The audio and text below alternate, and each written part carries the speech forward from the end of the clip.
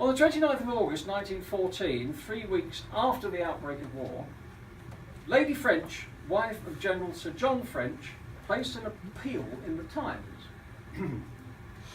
There is a great need for knitted socks, etc. for our troops. It is indeed a crying need, as the War Office allowance is only 3 pairs for each man, and a long day's march will wear the socks into holes. I would ask those who have leisure to knit or who are willing to employ others to do so should send parcels as soon as possible, not direct to me, but to Miss Douglas and Miss N. Selby Lowndes at the Salon Tea Rooms. I don't really know what that's about. Anyway, Lady French kept up her requests, and by January 1915 she was asking the nation's knitters to provide her with 300,000 mufflers at the request of the War Office. Dorothy Constance Peel, who under the name of Mrs. C.J. Peel wrote a weekly column in the Queen magazine, she recalled an epidemic of knitting in the first 2 years of the war in her memoirs, How We Lived Then. We knitted socks, some of them of unusual shapes.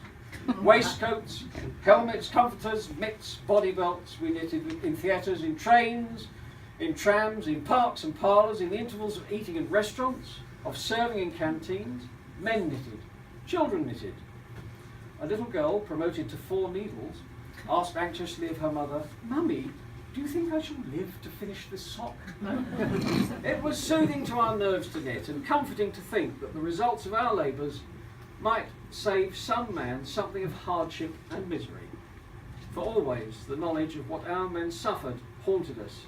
It was said that such a stock of knitted goods flooded into trenches that men cleaned their rifles and wiped their cups and plates with their surplus socks and comforters. On the subject of needlecraft, spot what I did there. On the subject of needlecraft, we come to the delightful Sister Susie's Sewing Shirts for Soldiers. The words were written in 1914 by the prolific R.P. Weston, whose real name was Robert Harris. Weston co-authored with her head tucked underneath her arm, and I'm Henry VIII I am. He seems to have been some sort of historian. His co-author on Sister Susie was Fred Barnes, whose family say that he was the true author of the song, but I don't think we'll ever find out what the truth of that is. The composer was Herman Darewski, who you'll remember, you might not remember, because I'm not sure if I mentioned it, but the pink bit of paper about the Rosa Nomad's band, he published that. He was born in Minsk, Darewski. He was part of the Russian Empire, but he grew up in London, and he was, as I said, also a publisher. Among Darewski's best-known songs are Katie and Ours Is a Nice House, Ours Is, which I know Tom likes. But Sister Susie's Sewing Shirts for Soldiers is a favourite. And why? Because it's a tongue twister. It was meant to be sung by soldiers, whoever, and each bit was supposed to go faster than the bit before, you see. It accelerates, and it's a tongue twister. It's very difficult. As a tongue twister, it's not all that difficult. There's Peggy Babcock's knapsack straps, which is quite tough. And the most fiendish one for newsreaders, the best West Bankers on the West Bank.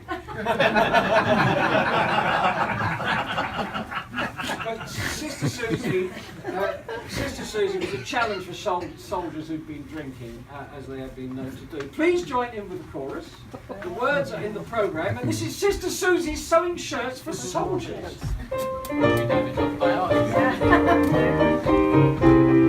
Oh, very good.